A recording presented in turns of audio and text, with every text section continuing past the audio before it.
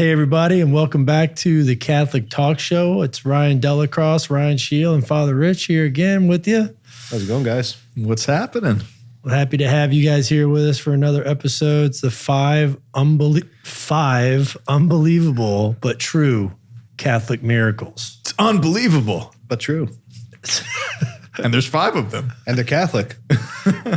And they're miracles. Miraculous. Hey, yeah, we got the whole We episode. got that. We figured that one out. We should do that on every episode. Yeah. That was like really smooth. Yeah, it's like when you're in like church choir and they have the bells and like you have one part and you wait for like 4 minutes and you're like, ding. Ding. Ding. Sister Joyce Lavoie, shout out to her. In seminary, we had those. You remember Sister Joyce? Yeah, she has the gloves. Oh, yeah. Well, you had to wear your gloves. She would yell at you if you grabbed the bells without the gloves. What's up with the gloves? The gloves. So yeah, we're talking about Catholic miracles today. But before we get into it, everyone, make sure you like, comment, subscribe, and leave reviews for us. You can go to CatholicTalkShow.com. On there, you can follow us on CastBox, Stitcher, iTunes, Google Play, Spotify, any of the services that you like, and it really helps us to get what we're doing out to more people. So we really appreciate it when you do. Father Rich, give him the puppy dog, the priest puppy dog eyes. Please just subscribe. CatholicTalkShow.com. He's a crier, and if you don't subscribe, he's going to cry, and you're going to have a crying priest on your conscience. So I hope that you sleep well if you don't subscribe. You don't want that. You don't want that. You definitely don't want that. It's not good stuff. All right. So anyway, we're talking about 5 unbelievable but true Catholic miracles. There's a lot of skepticism around miracles, and people demand in today's world scientific evidence. They're like, how do you know God is real? Show us, give us proof that God's real. Where's God at? And that's such a... they did that in the Bible, didn't they? Like a lot of people. Oh, yeah. People were always demanding miracles. Come down from the cross. Save yourself. Give us a sign, and, it's wicked, to demand a miracle for proof. But miracles do happen. I mean, they happen every day, and they happen all the time. But the ones that we're going to talk about today are very, very high profile, very, very interesting miracles that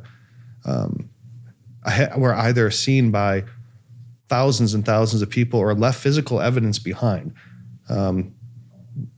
Because in today's world, people demand scientific, empirical evidence to something that's metaphysical, which doesn't really make sense. It's a confusion of terms. You can't measure metaphysical using the natural sciences. Where's God? Well, can you prove God? You can't prove God. You can't weigh God. You can't measure God. God is not an element of the physical world to be measured and applied the scientific method to.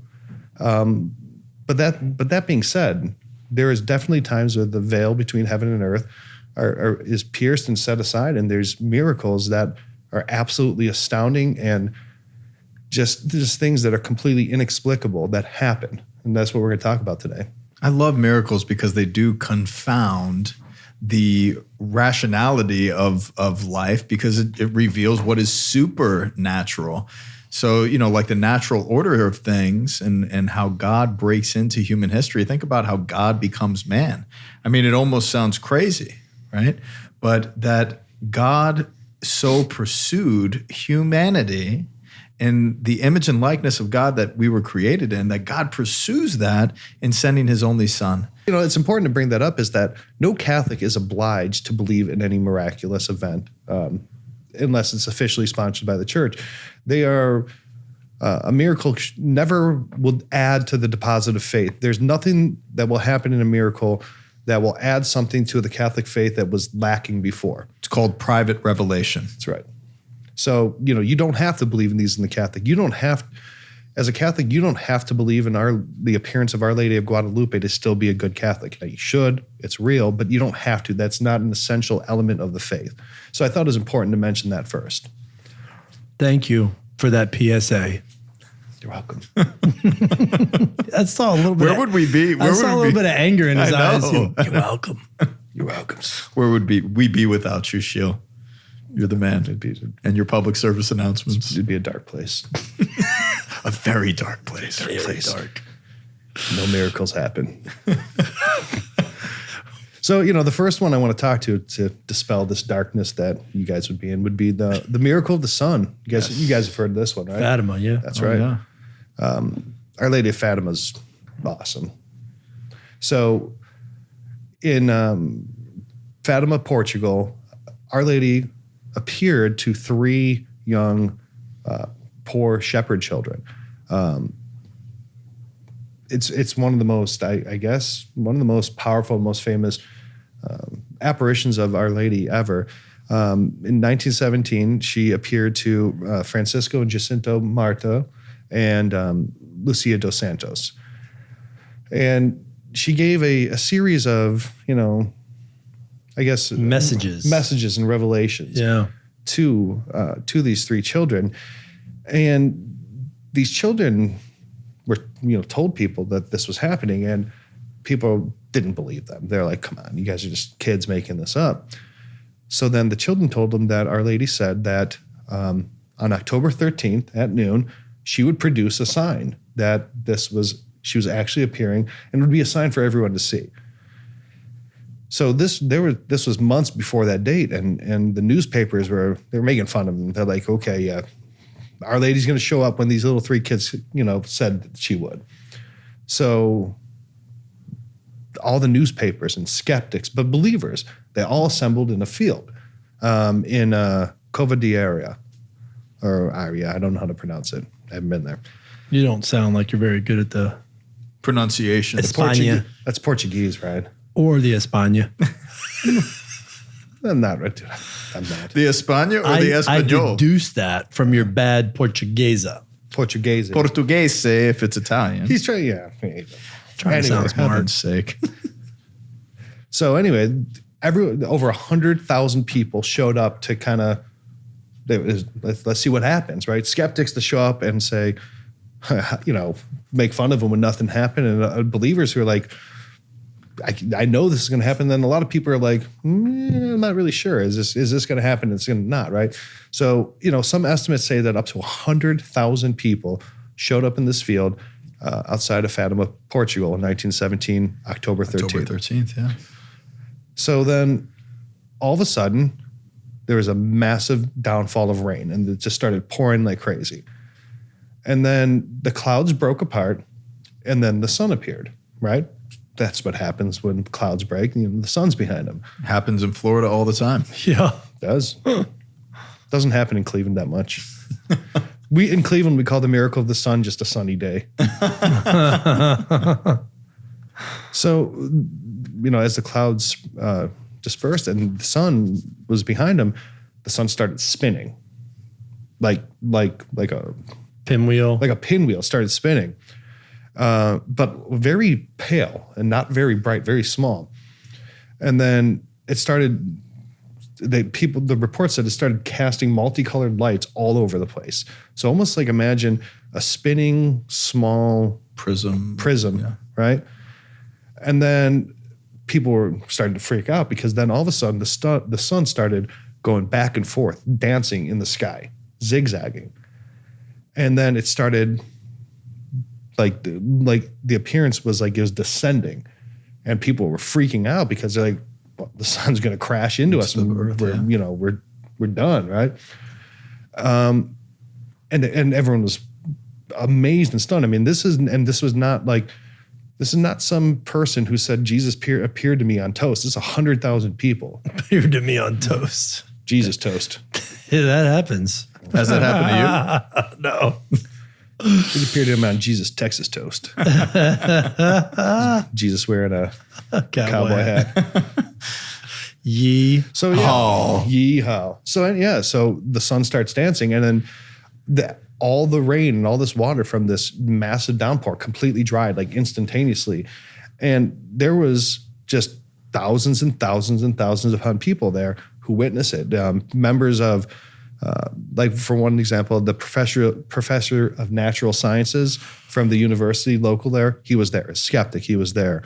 The newspapers, there's there's like reporters. pictures. And there's stuff pictures, on that. right? Yeah, I mean, you can see the pictures. They're just amazing, and everyone's just looking up at the sky, like, and a lot of times when people say, well, miracles didn't stopped happening once cameras showed up and once, we're not in the Middle Ages and, No, yeah. But I mean, this is 1917. This is like during Babe Ruth's career. Yeah. This is like recent times. There was cars, right? And the sun literally danced in the sky for 100,000 people. It's fascinating. I've always been captivated by the revelations of Our Lady of Fatima, and that was the one apparition site that my grandfather visited as a naval man in the engine room. He was able to go off ship, and then he made his way down to Fatima. And I, unfortunately, have not had the privilege of going to Fatima yet. But I have been to Medjugorje a number of times, and I rarely share these stories and the experiences that I had in Medjugorje because certain people will be like, "Oh, that just sounds a little too," Can I be honest? Mm-hmm. I'm skeptical of Medjugorje. Mm-hmm. I'm more lean towards I don't quite believe that one. Mm-hmm. Well, first of all, it's not approved by the church. That's right. But there's no apparition that is approved until the apparitions have concluded. Never in the history of the church has there been so frequent of apparitions. Right, which to me is like, this is like a long chat text message between, Mary and Jesus and these people. And it's like, it's kind of not their MO. Yeah. I mean, there's more words recorded in this than there are of Jesus in the entire gospel. Mm-hmm. That doesn't seem to me. I'm looking at these pictures of all these people with umbrellas and staring at the sun. There was at least like 5,000 people there. Well, it says up to 100,000. Up to 100,000. And so check out those pictures on our Facebook page. But I have to say, being there in Medjugorje, my first time, I've been over 7 times or 8 times to Medjugorje. Well, sorry for. Oh no, there's no offense whatsoever because I really don't know the apparitionists. Yep. I've never met them. I've never been employed by the bishops or by the Vatican to go interview them or investigate. All I could speak to is my personal experience there. And Medjugorje is a very, very powerful place of prayer. And it's a place where people of goodwill come together to grow in faith and to explore what's happening. And most of the people that are going principally to pray and to have an experience. Right.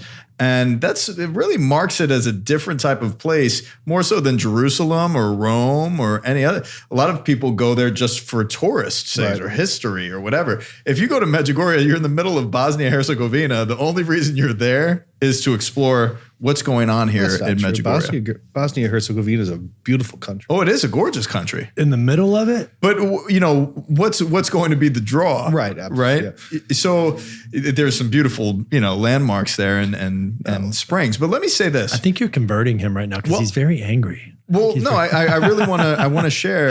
I just want all the. I believe in no Medjugorje stuff. All of our Bosnian listeners be like, Father Rich, you said the only reason to come here is for Medjugorje. I'll have you know that we're one of the leading exporters of pine wood or something. Or something. I'm sorry, Bosnia. You can let me know. A lot of love goes out to Bosnia. I have a few friends that I went to school with that were from Bosnia. So I have to say this though, being there in Medjugorje, I've had a number of experiences that I can't even explain. And one of them was a miracle of the sun and being able to look at the sun as it was setting and the sun disappeared. There was no clouds and then it reappeared and then it set. Midday, another day that I was there, I was laying in the grass and I was praying and I could look directly at the sun and it was like it was pulsating.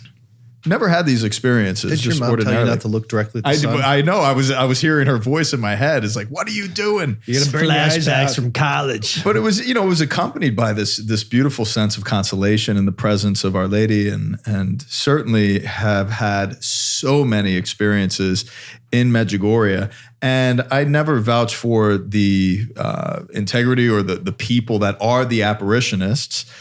Because another thing is that none of them ever became a nun or none of them became a priest or consecrated. But they don't need to be. And not necessarily, but in many of the other apparitions, that has happened. Right. So, for me, being there, having this experience of these miracles, was such a huge catalyst in my faith journey that was initially started happening when I was in my early 20s. And, I went back there as a skeptic, and went through all the documents and the criticisms of Medjugorje and all this stuff. And time again, I just kept on returning to, you will know a tree by its fruits. What are people doing here? People are going to confession. People are going to have Eucharistic conversions or conversions through the intercession of the Blessed Mother. And they're learning the rosary, and they're learning about the passion of Christ, and they're doing penances, and they're changing their lives, and transformation is taking place in people's lives. Transformation in my own life. It's where I truly learned how to pray from the heart. And, I look at these apparition sites as these places in time that God opens up a veil of miraculous grace that truly confounds people's ways of life, and they're changed forever. And certainly that's happened for me. Yeah. I've read that as far as the investigation into it, they're getting pretty close to making a ruling. And one of the things that I've read that potentially they're going to approve the first 5 or 6 messages, because those are the ones that are different in nature and specific to, I think all 6 were there or something like that at 6 years. And that they might be leaning towards approving that, but not the subsequent ongoing ones or something like that. So I'm going to wait for the church's ruling on that one. For sure. Again, private revelation. Right. But going back to Fatima, I'm looking at these pictures because that's how I learn a lot, through pictures. Picture books. And you look at all these people that were there, and then the rain and everything, and how they're all looking at the sky. And then you look back on how they started setting up the shrine and everything. It was like the whole community was, they were there. Yeah. So it like occurred for all of them. So it's kind of neat that, it's not like, Juan Diego, for example, with Our Lady of Guadalupe. It's not like personal to somebody and they go to a bishop and then they say, oh, Mary wants us to build a church here. It's like, no, she did this for the whole community. She had a message to give and they all saw it, and it changed a lot of people's hearts, instead of an apparition where it's like, 1 or 2 people. Yeah. I love the apparitions in respect to the tilma of Juan Diego, because it's the greatest evangelization that's ever happened in the history of the world. 9 million Catholics were born out of this revelation and counting. And it immediately Hundreds settled. of millions. Oh yeah, but initially, 9 million. So initially, this in the Yucatan Peninsula and then beyond, it's like it immediately started to bring together the Spanish and the natives of those respective areas, because it communicated a very clear message to both people and drew them to faith. Pope St. John Paul II was very devoted to Our Lady of Fatima, and he was shot on the feast of Our Lady of Fatima, and he was shot 4 times in the chest. And he said that one hand pulled the trigger of the gun, but another hand guided the bullet. And the bullet that almost hit his heart missed it by like an inch. And he attributed surviving that assassination attempt to Our Lady of Fatima. And he had the bullet that was near his heart taken out and hammered into the crown of the statue on the site of the apparition of Our Lady of Fatima, which I think is pretty awesome. That's cool. Yeah. That's just such an incredible testimony, and his love for Our Lady on her feast day, May 13th. And each 13th from May until October, it recounts the revelations of Fatima. Yeah, and he went to go see his attacker in prison. Mehmet Ali Agca. Yeah. Another Marian apparition, this is one that's really, really near to me, is Our Lady of Lourdes. I love Our Lady of Lourdes. And I'm sure most of you have heard the story of Our Lady of Lourdes. St. Bernadette was there. She saw Our Lady in the grotto. She dug in the earth, the water, the spring. So, I don't think we need to recount the miracle of Our Lady of Lourdes.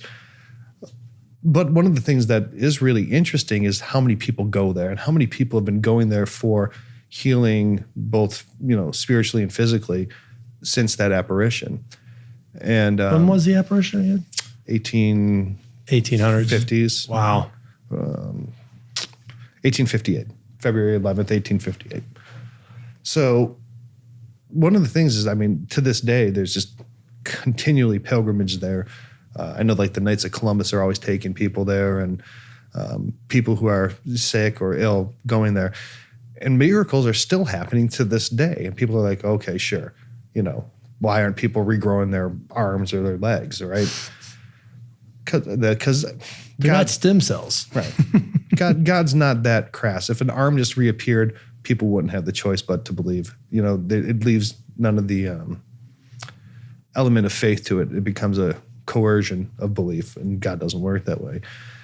But he does. There is a lot of healings that happen through the intercession of Our Lady of Lourdes and St. Bernadette. And on the site of the church, there's the Lourdes Medical Bureau.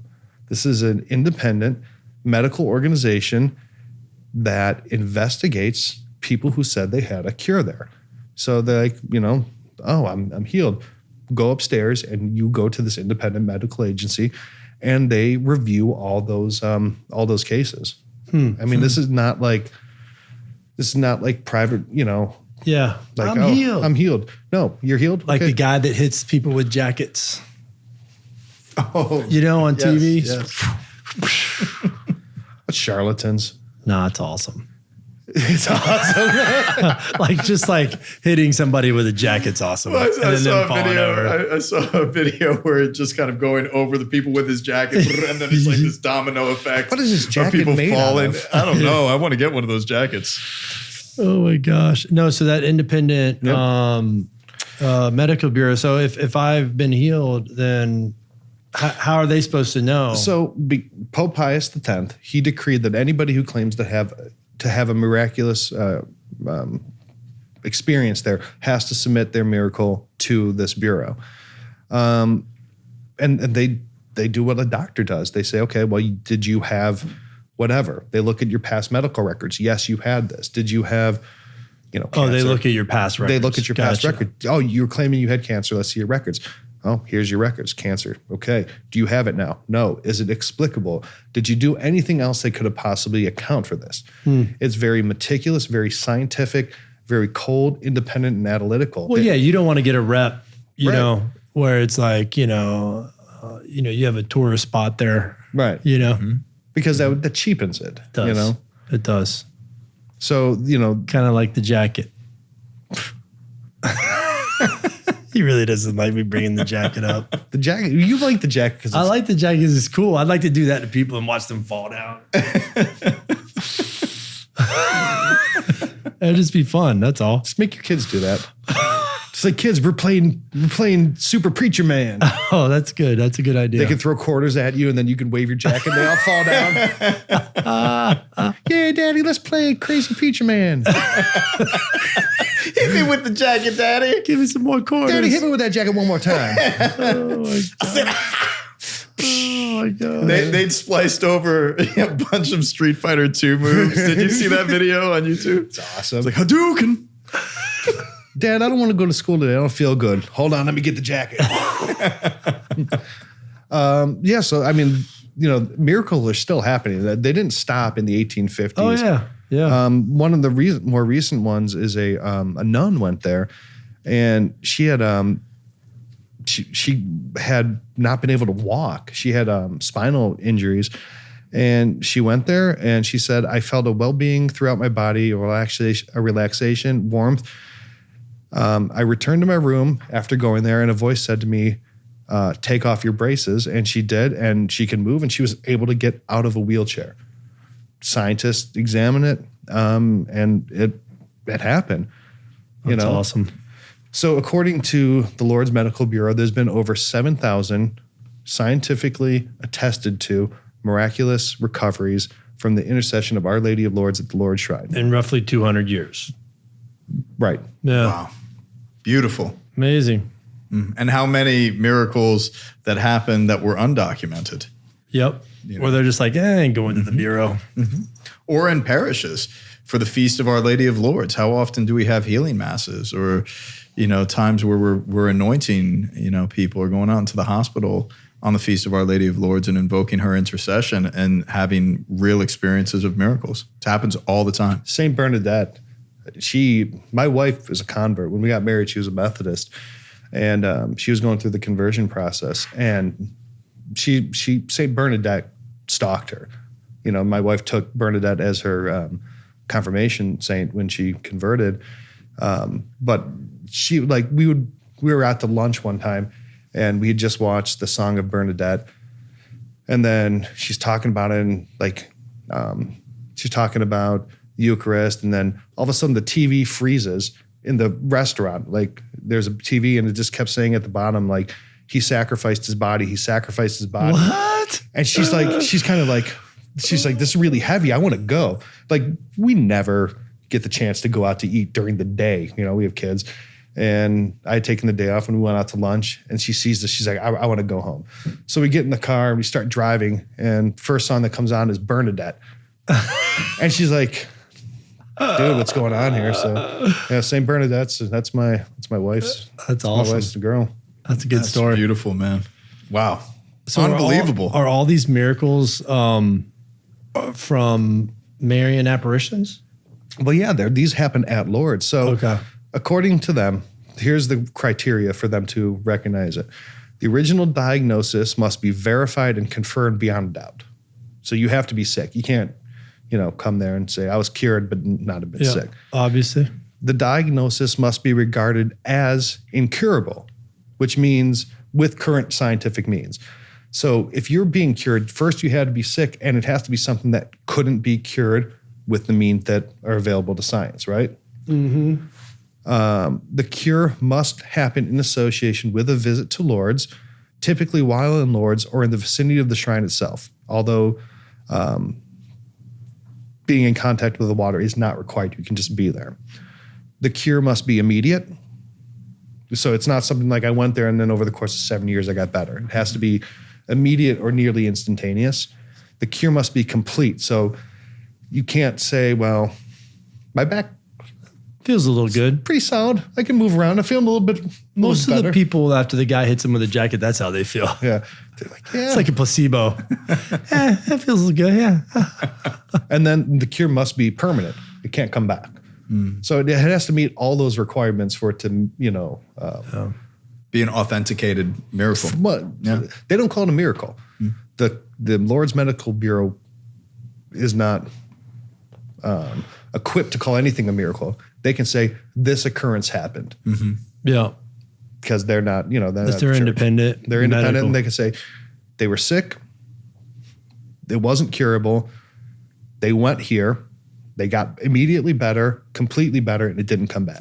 That's what they are equipped and empowered through science to be able to say. And there's been over 7,000 of these cures. I mean, that's pretty cool. I don't know what else. I mean, It's skeptics unbelievable. always want to say science, science, science. Well, here's science. Go look at the records. They're available.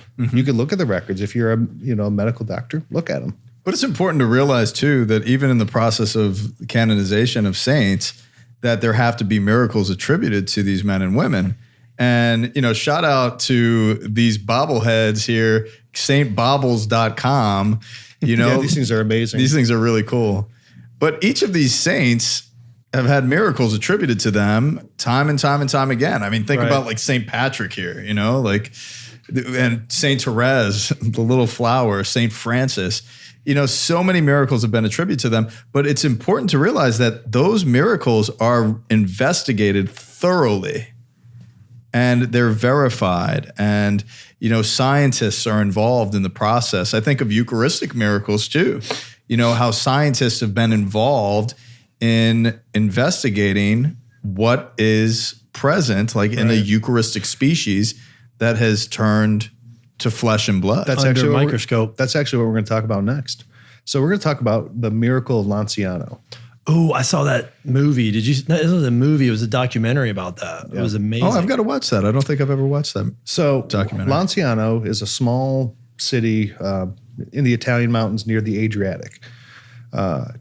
Tradition says that Longinus, the Roman centurion who stabbed Jesus in the side and pierced his heart, was from Lanciano, like the town of the lance, right?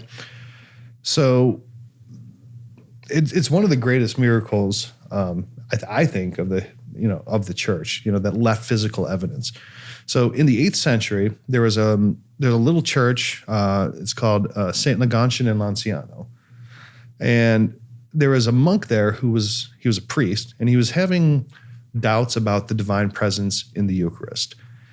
And during Mass, he was performing the consecration, which even if a priest doubts the consecration is happening, it still occurs because the priest is Ecclesia supplet. Right. The church provides.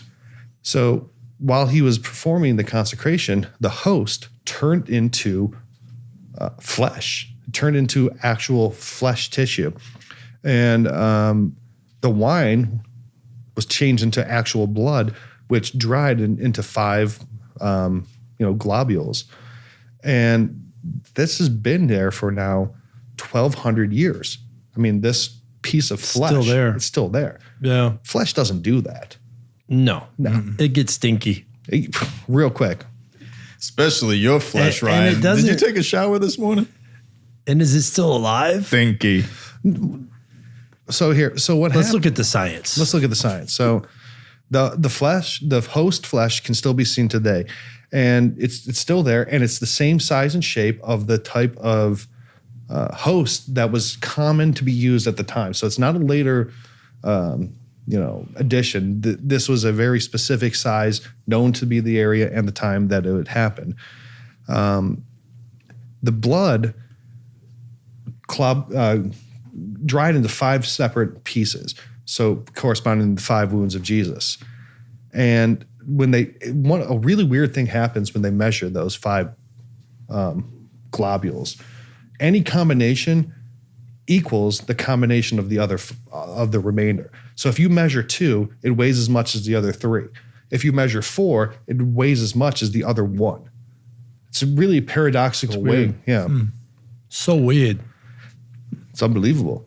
But it's true. Are you talking about the ones where they sent the flesh to scientists to observe under like a microscope? So this one, the most recent examination was performed by Professor Odoardo Linoli. He's a professor of anatomy and pathological and histological chemistry and clinical microscopy.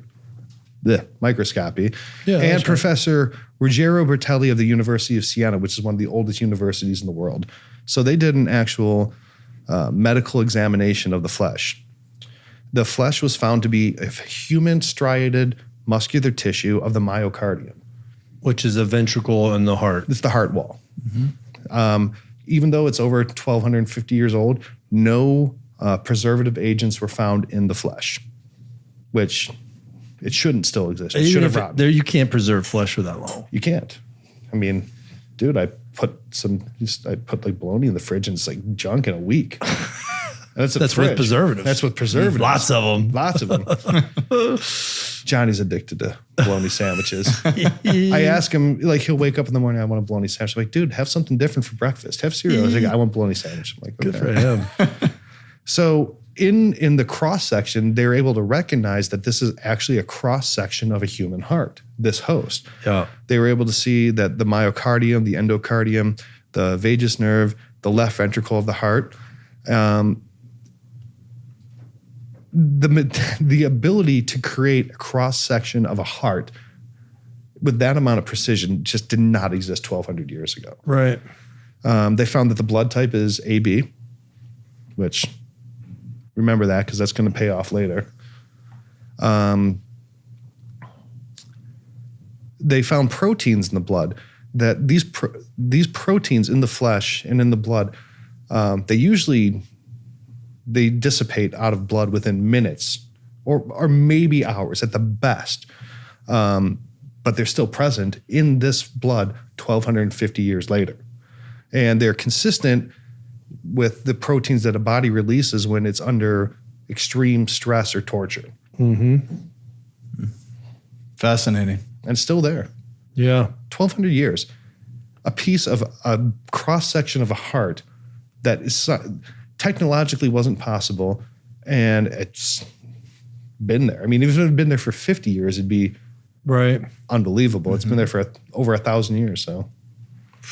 Yeah, there's a DVD. I gotta find it for you. If I find it, I'll post it. But no one uses DVD players. Yeah, anymore. but it was like 10 years ago, and they actually took that specimen over to the United States, and they had a famous heart doctor in New York City examined this, and he said the same thing. And he wasn't even, a Christian guy. They just brought it to the best of the best, and they didn't tell him what he was looking at. They're just like, here, can you examine this for us? I think I remember that. Yeah, yeah. Back when I had a DVD player. Back when I had a DVD. DVDs. There has been so many Eucharistic miracles all around the world. And I recall one that I experienced firsthand in Cascia, Italy, which houses the remains of Saint Rita. And they have a Eucharistic miracle on I always display. thought it was Cascia. Did you really? Yeah, I'm so... Norcia, Cascia. Yeah, Spanish, Portuguese, and Italian. Romance. I don't know. It's all, Slavic? It's all Germanic, Slavic languages for me. You sound like a Slovenian. Yeah, Slovenia. Well, the story goes is that this priest needed to bring Holy Communion to a sick person. And instead of reverently treating the Blessed Sacrament, he kind of, blindly just goes, get a host and throws it into his breviary. What? Yeah, throws like it a into bookmark. throws the Eucharist into his breviary, and then he Pixar takes didn't off. happen, bro. So he heads down to this person's house, and when he opens up the breviary, the host was bleeding, and the blood penetrated the paper in the breviary, and it radically transformed this priest's life, as you could imagine. Yeah. Kind of slowed him down from the busyness and the irreverence that he had toward the Blessed Sacrament. And again, these Eucharistic miracles happen in and around the world at every corner of the earth so that it can truly draw us to the reality of Jesus's true presence under the appearance of bread and wine. It is his body, blood, soul, and divinity that we receive. It's his heart. It's the flesh That's of what his got heart. me when I saw the DVD. That's what got me. I'm like, wow, it's his heart. Yeah, man. Like he's giving us his he's heart. not giving me his fingernail. Yeah. It's all, Yeah, like a little Hey, piece of the. here's a tooth. Like, thanks. I mean, What am I going to do with that? oh, it's make a awesome, necklace man. out of it. But how beautiful and intimate our Savior is that he would give us his own heart. Yeah, good stuff. Very beautiful. So, staying on blood, one of the a really famous reoccurring miracle, not one that left evidence, but one that continues to occur, is the blood miracle of St. Januarius. Have you ever heard of this? Mm-hmm. I never heard of that. So in Naples, San Gennaro, how is that good? San Gennaro. St. Januarius. for You're getting us. better. Yeah. Not. God, why did I have to have a podcast with two Italians? Anyway, Well, the Italians really celebrate this in Manhattan. This is a major feast. it's a big deal. So St. Januarius or San Gennaro is the patron saint, one of the patron saints of Naples. And according to legend, when he was martyred, a nun took his blood and kept it in a vial, recognizing that this was a holy martyr and that, you'd want to, hold on to this. So there was a vial of his blood and it dried, right? But what happens is every year on his feast day, the blood liquefies. It turns back into a liquid, Wow. right? You've been there? No, I have not. I'd I'm love gonna to. go. Yeah, that'd be a great Is place it to still go. in New York or? No, this is in Italy. This is in Naples. Gotcha. So every year, it actually happens a couple times. So it happens on September 19th, which is the anniversary of his martyrdom. And then it happens on December 16th, which is his patronage of Being a saint, like the feast day. his patronage of Naples. And then it also happens on the first Sunday of May to commemorate the reunification of his relics. So the feast of the transition of the relics of Saint Januarius. But this happens on TV. Like you can see it. Like there's a video. If you go to youcatholic.com and look for the blood of Saint Januarius, you'll see it. Pope Francis went there in 2015 on the feast day, and he was present. And they took the relic out, and the dried blood, liquefied in front of Pope Francis on camera, on TV. It was the first time the blood had liquefied in the presence of a pope since 1848. Wow. Which, okay, something that dries in 1848 doesn't liquefy again. No. It doesn't go on and on for 1,000 years. Yeah. Now, they say that, but some years the blood doesn't liquefy. And those are years where they're like, according to tradition, that hardships are going to befall in Naples, whether it's going to be flooding or volcanoes or earthquakes or whatever.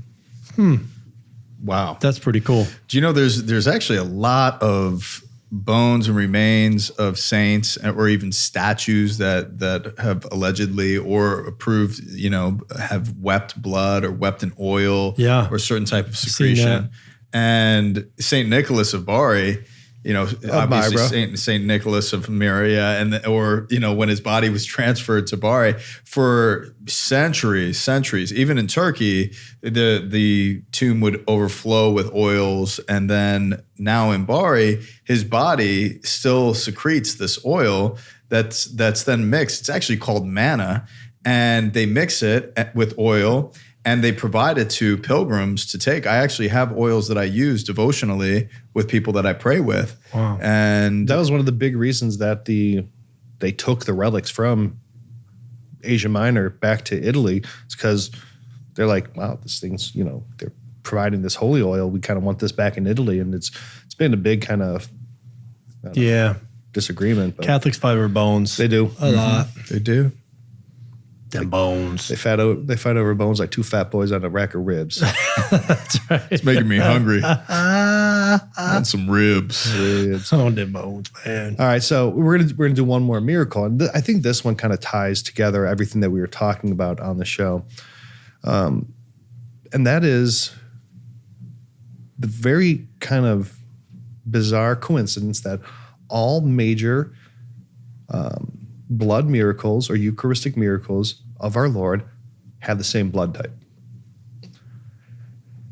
These miracles have happened throughout hundreds of years, thousands of years. There's no way this was a coordinated effort that if you look at the Sudarium of Oviedo, that there's blood on it they've known since the 5th century. And then there's the Shroud of Turin, which, we'll do an episode on just the Shroud of Turin. That's pretty awesome. But there's that. And, even if it was forged, it was the 13th century in France. You look at the miracle of Lanciano. You look at the Eucharistic miracle in Brazil. Right.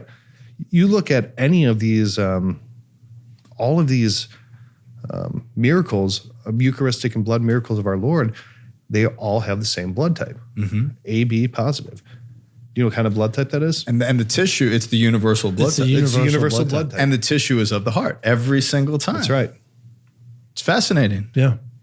It's unbelievable. Before they but knew it's true. Before they knew what blood types were, it was happening. Yeah. They didn't know O positive, O negative, A, B. They didn't know that. You couldn't have planned that said, okay, people with no knowledge of blood types, thousands of miles away and hundreds of years in between, are going to randomly just every time they do that, put blood on it's the same blood type. Sorry, it doesn't happen like that. And it's not a very it's not a very popular blood type either. Oh, it's rare. It's the rarest. Mm-hmm. I think 0.006% of the population has it. Yeah. And it's a universal donor. Any person can take this blood. Yep. That's which is another reason why receiving him in Holy Communion makes a lot of sense if it's real blood. Absolutely. The Savior of the world, the Redeemer of the cosmos, is also a very good doctor. Also a great donor. He's a great donor. We had a guy at the seminary. Do you remember the guy that used to come by and we used to call him the vampire man because he would come and get your blood. He would just get the blood bank or whatever. Yeah. And this funny Father Carlos Lerma, he says, "Oh, brother, I've never done this before." And I said, "It's not that big of a deal. You go in there, they give you a candy, they give you some cookies, and you give your blood. You're in and out. It's not a big deal. It's not a lot of pain." So he goes in there and he's signed up for the slot ahead of me, and I'm walking over there and he's coming out of the bus. And he's wearing this white shirt, and he's pale in the face, and he's got it's red, like red all over his shirt. This red liquid. I'm like, oh my gosh, what happened? Did he throw up Kool-Aid? So what happened was, as he was giving blood, he got so freaked out that he passed out, but he had a high C fruit punch that they gave him, and he squeezed it all over his shirt. Oh my gosh, it was so funny. You're like, no, I told him it was easy. I know. He's like, I will never do that again, brother. I'm like, I'm sorry, Carlos. Oh my gosh. That's funny. awesome. Yeah, so AB positive. That's very the rare. Universal donor, man. Very rare. Jesus desires to give all his body and blood. Yeah, and he's doing Come it. to the It's table, medically man. sound too. Yeah, it's beautiful. What a great episode, man. The miracles. Yeah. I mean, there's a lot more. And, we'll get to an episode on specific miracles where we break them down more. We could talk about the Shroud of Turin or Our Lady of Guadalupe, or talk about all the things that happened with Lourdes or Fatima. But these are just, some very specific examples of ones that left actual physical evidence that if you are a skeptic, you can go look. You can look at the scientific reports done on them, and It's science. it's science. Science. And then the miracles of the saints. How many there are, yeah. That's a lot. At least 2 per each. Very Yeah. cool. Oh, unless of cases of martyrdom. It's Then 3, what? I think, isn't it? It's 3. 2 miracles. 2. Unless martyrs. Martyrs don't need a miracle because their martyrdom is their miracle. So, Fabulous. ready? Beautiful. Are you ready? I'm going to hold on to St. Lucy here. And these right. eyeballs on her plate, it's always strange. Yeah, move her head like that. There you go. I don't know. You probably need a few more of those in their intercession. Bring all of my bobblehead Some saints. trash talk. Bring me going my on. Bible talk. All right. So, let's see here. We are going to do the Inquisition. And this is the time of the show where we ask you crazy or ridiculous questions and watch you squirm in your seat when your seminary training fails you and you're not able to answer. And for stall. our great Look for the stall. and where he's stalled. Yeah, he's going to stall. He's got good stall And tactics. the Ryans get to sit here and watch him squirm to our delight. And It's nice. it's a fun part for us. That's good. And call me out. The seal of confession Okay. cannot be broken. What's the punishment for breaking the seal of confession? Excommunication. Right. If a person is waiting in line for confession, and they overhear something said in confession, they are also bound by that. Correct. Bound by canon law. Right. When somebody breaks the seal of confession, the Pope would be the one who would excommunicate them. The Pope is in line. And it's, in fact, you're excommunicated on the spot. On the spot. Yeah, of the action itself. Of just hearing it? Yeah, of no divulging. Okay.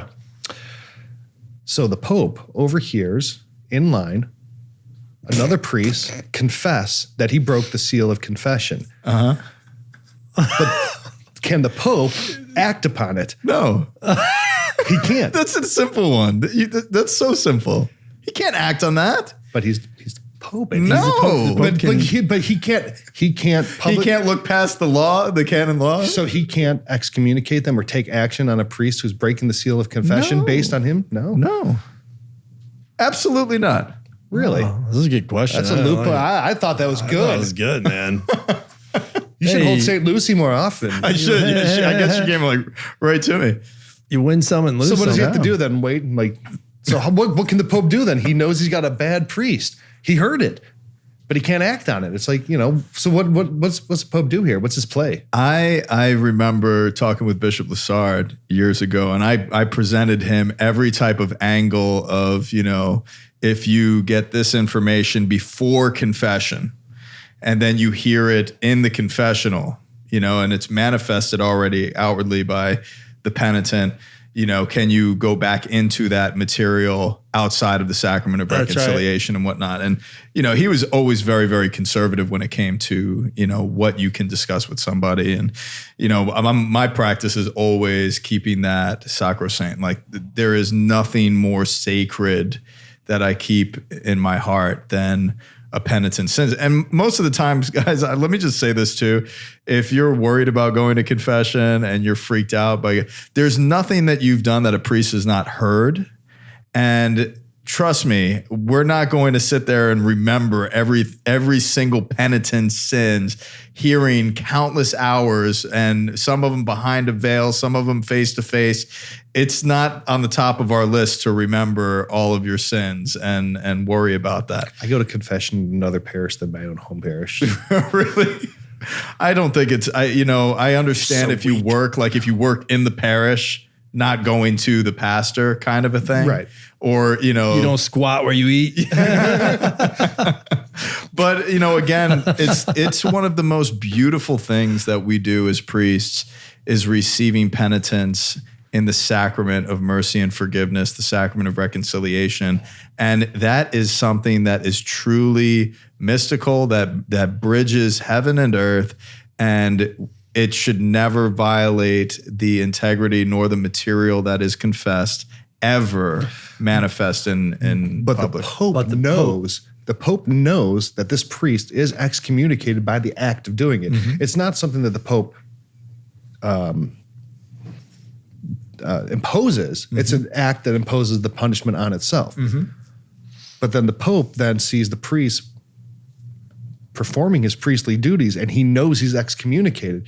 As the Pope, he has to sit there and watch an excommunicated priest perform mass and say nothing. Because how did he get knowledge of that? Yeah. Dun, dun, dun. Do you need some time? No, I'm just saying. he- That's what I'm saying. Where did he receive that information? Like he heard it waiting in line. Yeah. Yeah. It's So the canon applies to the Holy Father. So his hands- He received that the Pope's hands are tied. So his hands are tied. His hands are tied. Oh, Yeah. That's not fair. it is. But it happens. Yeah. No, that never happens. Well, no, that doesn't happen. Yeah, The Pope- yeah. I mean, maybe it happened. I don't know. I doubt it. Probably not. That's a lot Yeah. of a lot of ifs. My prayer But is that's what that whole part of the questioning is all about. Okay, well, Presenting the F's. I don't know. He handled this is that very he well. thoroughly routed us here. Yeah. All right. It was a duck and undercut. uppercut or undercut? Excuse me, An undercut? What I is need that? some coffee. We had a miraculous occurrence. The patron saint of handkerchiefs roundly defeated the Inquisition here. Achoo! God bless you. All right, well, that's it. Great. Please try to subscribe and leave reviews for us. It really helps us. Spread this show and get more people listening and more people, taking part in what we're doing here. So we really appreciate it. And again, don't make Father Rich cry. I mean, you're going to go to bed tonight. Father Rich is going to be weeping that you did not, subscribe, and that's on you. That's on your conscience. You don't want that on your conscience. And if you confess it and then someone overhears it, they can't say anything, then it's on their conscience. It's just a snowball. So just subscribe. It's just so much easier. It's like one click, all right? So you can go to CatholicTalkShow.com and you can prevent that terrible chain of events from happening on CatholicTalkShow.com. Great, man. Awesome. You wanna Awesome say show. goodbye? Well, guys, thank you for spending time with us. It's always a joy to be with you. It's a miracle to be with you, boys. It's a miracle. Love it. It's a miracle.